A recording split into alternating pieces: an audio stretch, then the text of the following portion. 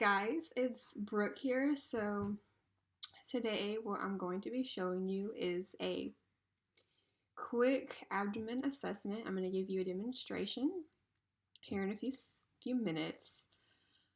Just some background information on an abdominal assessment. It's a little bit different than anything else. You're going to inspect first, auscultate, percuss, and then palpate. Before you start your assessment on your patient, you want to make sure you provide privacy and let the patient know what you're going to be doing. So explain it to the patient. And then once you start your assessment, you're going to start in the right lower quadrant, and then you're going to go clockwise. So it's going to be right lower quadrant, that's where you're going to start, and then just go up and clockwise. And you want to listen until you hear some bowel movements. And before you start, you want to ask your patient if they're in any pain, when was their last bowel movement, how their urination and elimination are going, if they're peeing and pooping normal. So you want to ask all that good stuff and make sure they don't have any concerns or questions, or they don't have anything going on. And then, like I said, you start in the right lower quadrant, and then you're going to go clockwise, and make sure that you listen until, like I said, you hear movement, and you can't declare no active bowel sounds until you listen in each quadrant for 5 minutes. So if you think you're like, oh my gosh, they don't have any bowel sounds, well, you need to listen in each quadrant for 5 minutes before you can say that. Otherwise, if you hear bowel sounds, you can just keep going, and you can say, are they hyperactive, or are they hypoactive? And yeah, and so on your inspection, you just want to look at their stomach, see if it's scaphoid, soft, round, if anything's like protruding, like you see a mass, or if there's any inflammation. And after inspection, just jump right on into the auscultation, and there's that, and here's the live demo. Okay, so I'm going to give you a quick demonstration of the abdomen assessment. So for the abdomen assessment, you want to inspect first, auscultate, percuss, and then palpation. So why do you auscultate before you palpate?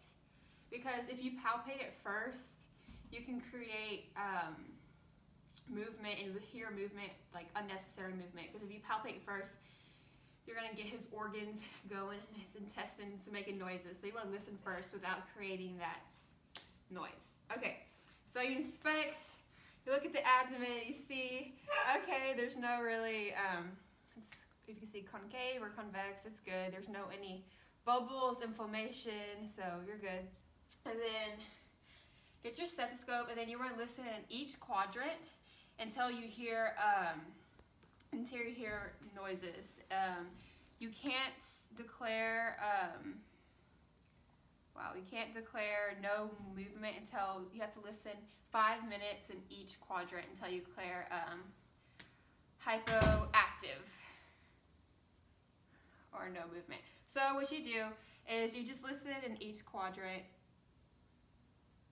Oh yeah. Until you hear some good stuff. Did you just eat, boy? No, so I hear some good movement in his quadrants. And then after you do that, you want to percuss. You can hear dullness or tympany.